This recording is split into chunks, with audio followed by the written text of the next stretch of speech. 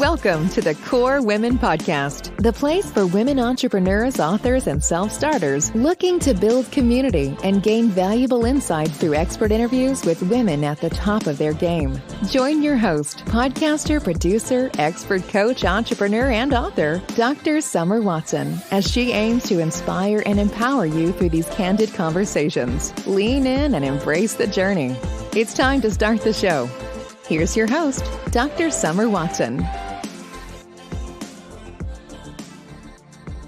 Today on the show, I would like to welcome Ali Skylar, who is the co-founder and content and digital director for the boutique online business development company, Capitalize on Your Uniqueness.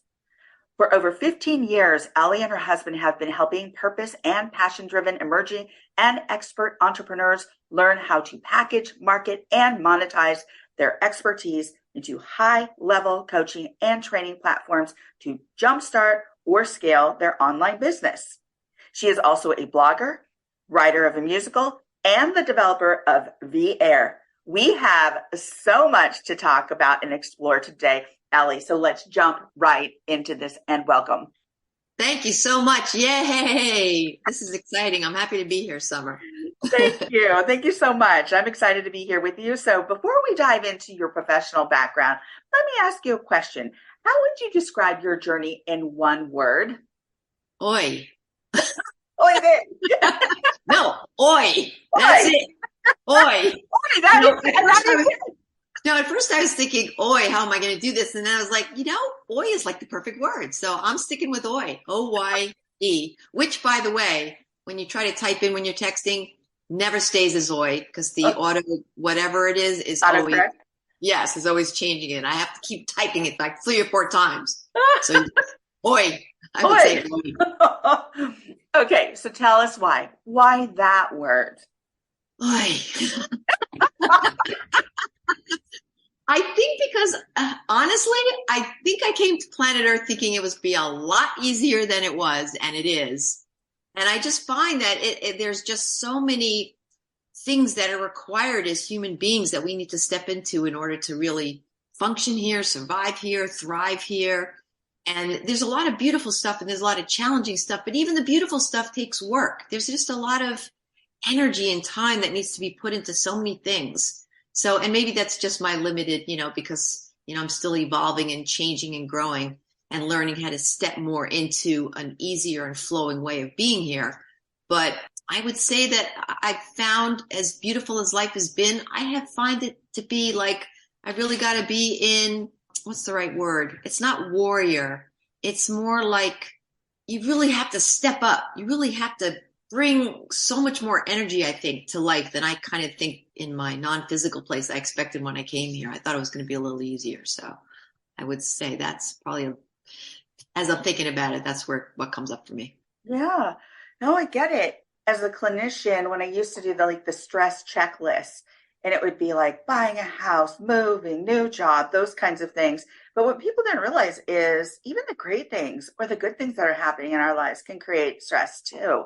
So, and I think when you're talking about that whole idea of more than what you expected that you were going to have to put in, it's like always that go mode, right? So like, what are you doing? How are you going? What are you moving into? And how are you being present? And it's all very thoughtful, right? And I think we have to be thoughtful about our process and what that looks like and what really works for us. So, which takes me to my next question. Oi. I'm worried now. What's your next question? And here's the funny thing. You said that and it just worked me back to like my sorority days because I was part of a nationally Jewish sorority. And so it was like, oi, we used to say oi. Well, you know what the funny thing is about this, Summer? I was not raised in a Jewish household. I mean, I come from a Jewish background. Yeah. Culturally, my husband and I don't practice religion. We're more of a spiritual, we do more spiritual practices. So it's so funny for me that sometimes, even though I haven't practiced it, there is Jewish stuff that comes out that just must be subconscious. Like oi. And so anyway, that's what I find interesting is that was the word that came to me, and I don't really even practicing anyway. And here's the thing. I'm ready for your next question. I absolutely loved it. I love your words. So let's talk about your personal journey and where you grew up and what influenced your path and where you are today. Well, I grew up in Manhattan.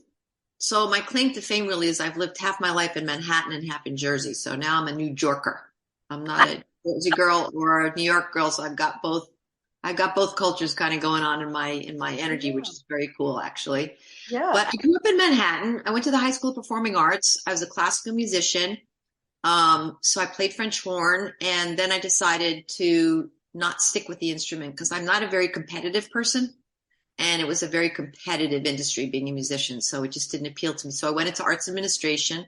So I became I stayed behind the scenes for ICM Artists they used to manage all the top classical musicians around the world, and then Polygram Records, which had a lot of top bands and musicians and so forth. And then I met my husband and I have to track back a little bit because I was always like the person that was following the rules, and I followed the system that I was taught. You go to school, you do well in school, you go to college, you get your degree, and then you have to get a job and support yourself. So I was very much in that mindset. And then I met my crazy husband, who's an entrepreneur. Yeah. And who was a performer and a musician. And when I met him, for some reason, I was just starting to write songs on the piano. So he had a very entrepreneurial way of doing life. And then when we got together, we started our own business and we wrote a children's musical and we toured it actually all over the country for over 15 years. Wow. So I really stepped from being more into the track mindset into the off the track mindset, into the entrepreneurial mindset, which is much more, it's much more common now anyway. It's not like it's so different to be an entrepreneur. And I don't ever think it was. It just wasn't in my wheelhouse at the time. I wasn't surrounded by entrepreneurial people. I was surrounded by, follow the rules people and follow the system people. Yeah. So anyway, Jamie opened up my whole consciousness and my world to being an entrepreneur. So ever since then, we did musical theater together. The whole concept of our show it's called Imagine If, the Cure for TV-itis. And it was teaching kids how to turn off their TVs and turn on their imagination. So even back then, we were all about encouraging people to really get in touch with their authentic self, get in touch with their creativity, follow their passion, follow their purpose. And every business we've done since then has really been of the same theme, just different techniques and different tools and different ways in which we work with people. Right now, our business is all about helping people really learn how to use their unique differentiator, right, to package, market, and monetize their expertise. So we're still helping people figure out who the hell am I? What the hell do I love to do? And how can I make a business out of that? So combining the creative and the business end of both parts of our brain, left and right brain together to really create a lifestyle that's based on your quote unquote, I know it's overused, but authentic self and your authentic passion and purpose. I love it. I absolutely love it, which leads me to my next question. Let's talk about your business, capitalize on your uniqueness. Tell us about this incredible business and how you support folks. I love the whole concept of using that left and right brain. And obviously, throughout the evolution of your life thus far, you have used that left and right brain, as has your husband, and you brought it forward and developed this into a beautiful business. So tell us more about how you support people through this business. Yeah, definitely. I'd love to do that. Actually, we're changing the name of our business to capitalize on your signature work because package, market, and monetize your unique expertise. Because what we've ended up doing is we've developed this program that goes from soup to nuts. So people will come to us we tend to work with a lot of people that have been in business for a while and they're experts and they have all these great ideas, but they don't know how to put a methodology to all their expertise. They don't know how to organize it in a way so that they have a signature work that really gives them credibility and value in their industry. The first thing we do is we package it. We put it together. We have a unique proprietary software program called our Signature Work Platform, because we believe that before you start to build a business, you need to put a platform underneath all the different elements that is going to fuel all the different elements in a way that you're clear, constant, and consistent across the board, wherever you may be presenting your work. So we package them up with the Signature Work Platform. We get them together kind of dressed up and ready to go to the dance. And then we start to teach them how to market and monetize their work. So for us, the first step is really finding that differentiator, which is kind of one of our superpowers, because a lot of times you have brilliant people that have done so much work, so much expertise, but they can't really look at their stuff and pick out that unique gem of brilliance that's going to help them stand out in their market. So that's kind of where we come into the picture in the beginning, which is really laying everything out on the table and then figuring out what can we pull out so that we can expand this so that your uniqueness, remarkability, and relevancy is going to help shine you in your market, help you really stand out in your market. So once we do that, then we start to work on the brand. A lot of people don't remember that a brand really has to tell people the exceptional result that you're going to offer them when you work with them. The brand is really, like for us, capitalize on your uniqueness or capitalize on your signature work. That is the exceptional result you're going to get when you work with us, no matter what step you're at with us in our, month, 3 month, 6 month, or year program. That's really what the goal is at all points of contact where we're helping you put all this incredible work together. So then we get the differentiated, the brand, and then we start to, as I mentioned, the packaging, and then we start to show people, okay, you're dressed up and ready to go to the dance. Let's find the dances you need to go to, which are, the different places that you're going to network or you're going to find your prospects and clients. And let's teach you how to speak to these prospects and clients in a way that you're going to really be able to convert them and turn them into people that are going to work with you and love working with you and gain great value from working with you. So that's kind of a little bit in a nutshell what we're doing here. And it's very exciting because we tend to attract people that are here to make a difference. We tend to attract people that, yes, everybody wants to make money, everybody wants to build their business, but the clients that we attract are the people that want to go out there and really have an impact on helping other people, get to a bigger version of themselves, other people be successful. So it's kind of like that trickle down theory, and I love that we have very heart-driven entrepreneurs that we work with, people with very service-oriented, energy and approaches. And it's just very exciting at this stage in our life, in our game, to really see where everything that we've done is built up to this point. Everything that we've valued, we've imbued in all our different businesses, and now can even help now to share other people on how to do that as well. So I love that. Not only are you modeling that through what you've done and how you've evolved, but you're also then showing people how to do the same thing. And this is what I call PPI: purpose, passion, impact. And this is something I talk about a lot, is that purpose, passion, and impact. It's so important, knowing what it is, knowing the elements of this. And so you are doing that as well through everything that you've done and how you've evolved and using that left and right brain. And here's what I also love is that people who come to you want to make a difference. They want to see how they can grow community and grow their community together in a meaningful way. Yep. And I absolutely think that's so important, something that I prioritize as number one. People first. I think more and more, and I've noticed, I don't know if you've noticed this, but since the pandemic, when so many of us have gotten online and doing so many Zoom calls, and I'm meeting so many different people from all over the world, that before the pandemic, business felt, not that it wasn't, but it felt a lot more competitive. Whereas when we got into the pandemic, I really started to feel people were more into collaborating. People were more into creating community. People were more into creativity. Oh, it's 3 C words. Community, collaboration, creativity. There we go. There you go. And I know, look, the pandemic, it's been traumatic. It's been a crisis for all of us. But I've just been really impressed with how so many entrepreneurs and business people have stepped up in a way to support each other. Yeah. In that sense too. So it's very exciting. I've been seeing just many, many more people really wanting to have an impact and know that they can have an impact. That's been exciting too. Because sometimes people, I find, we work with people, I think people's self-worth is not always as negative. Self-worth can get in the way, even with people that have been working for 25 or 30 years. They just don't have the confidence sometimes, especially like when we work with executives in transition who are going from corporate to entrepreneurship. They don't always have that confidence to go out there and really have the impact that they really should be having, because they just have such brilliant ideas and epiphanies and tools and strategies to share with people. Absolutely. I fully agree with you. And I think some of that has to do, quite honestly, Ali, with how we isolate it a little bit. And that isolation can lend to feeling kind of out of the loop, not part of things. So again, your program's really good because you're helping direct folks to where they need to be to make those connections and start growing their communities. And I think that's really important because we can have all these Zoom calls and we can be going through these transitions. And a lot of times people around us don't understand what's happening to us, especially if we're coming from something that is traditional, like a traditional job or corporate job. And then all of a sudden we get this idea that we want a change in our lives.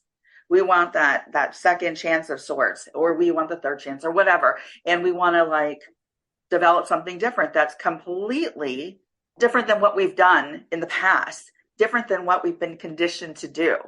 And so, as you were talking about, and so to understand what that looks like, how that feels. And a lot of times people who are going through that don't know where to turn for the support. The support is in the communities that are doing similar things. Yep, definitely. Yeah, I think we work very one-on-one. We tend to overgive, I think, just because, we tend to meet clients where they're at. Some people require, more hand-holding, more midwifery than other clients do. But everybody is doing something new. And one of the first things I say to anybody we work with is, look, just get comfortable being uncomfortable, because you are going to be uncomfortable for a while. This is new. This is different. Right. Even if you're an entrepreneur, what we're doing is a proprietary system, so they haven't done it before. So right. What's really exciting to me and what I love is, like, at first you see them being uncomfortable. You starting to see them get the hang of it. Because I work with them very one-on-one when we do the content. It's very much, for me, when I'm finishing putting their packagings together, this is their baby. This is their content. I'm just there to massage, mold, to help really bring in a lot more marketing and sales and content expertise. But this is their baby. Right. And then when they're done with all that and they see it, it's almost like I can see the kid in them come out. They get excited. They're like, oh, look what I did. This is so cool. And it's really exciting to see these professional people, who are so on top of their game, get excited because something new is happening and they're stepping into a change that, sometimes when you've been in business for a while, it's even harder than when you're younger and you're just starting out, Oh, absolutely. Absolutely. And I love that concept of meeting them where they are at. That is a very Adlerian concept. Alfred Adler created that concept years ago. He was a derivative of Freud. And he always said, meet people where they're at. Meet people so they can start developing. And while you do that, people then begin to understand their own value and then take ownership. And so that's why you're seeing that a lot of that excitement, right? Yeah. So that is exciting. I love it when you see that glimmer, that like, wow, I'm doing this. So yeah, well, it's like a child, like you almost see, like, when kids get excited about stuff. Yeah. I see that in a lot of these professionals we work with, and it's just very exciting to see them get so excited. I know one of our clients last year, I think it was a year and a half, 2 years, I don't know. But when we first started working with him, he's actually still working with us, which is great. He continued with us in a consultancy capacity. When we first started working with him, and then all of a sudden I was out, I don't remember where I was, but he was calling me on my cell phone. And he doesn't usually call me. Usually we do all of our Zoom meetings, and that's how we would do all our work together. And I'm like, oh my God, what's going on? I couldn't get back to him right away. He called me like another 2 times. I said, Ali, you have to call me back as soon as you get this. So, me being a New Yorker and a mom, I'm like worrying. Oh, something's wrong. What's wrong? What's wrong? Not what's right. What's wrong? And I've learned how to shift that too, by the way. I'm shifting that as well. It's one of my shifting things. Not to become a worrier. So I called him back, and he wanted to just personally call me and tell me that he booked his first $10,000 client. Yay! And it was just, I was so touched, and I was so appreciative that he took the time to do that. Yeah. Because, he had already told Jamie, my business partner and husband in crime, partner in crime, right? Not a husband in crime, but partner in crime. But he didn't want Jamie to tell me. He wanted to tell me himself, because we had also had, Jamie and I work as a team. We do different things, but he wanted to tell me himself. So I really appreciated that. So. Oh, how nice. Okay. So let's jump into the next question, because there's so much to talk about here. You're also a blogger, a writer of musical, and the developer of VR. I'm going to have you tell people about these projects and passions. Just touch on them, please. And I want to know more about VR. Well, I'll start with my real side hustle, which is my musical, What About Me, which was very much based on my life like 5 or 6 years ago. And very much, I think, relatable to other women my age. You're an older working mom, time has passed, and you still haven't really done your passion. You really haven't put your time into what you really would love to do. And for me, that was just writing a musical. So I wrote a story about a woman who is on the verge of an existential breakdown, and she decides to go to a personal growth workshop for the weekend. And she does. She comes home so pumped that she decides to quit her job and write a musical. And of course, this puts her family in total disarray. Her husband's freaking out. They have a 17-year-old and living at home, still about to go to college, and a 21, aspiring actress daughter who's living on, what are those noodles called? Those noodles, ramen noodles, that she has no money. It's like, what are you doing? We can't live on one salary.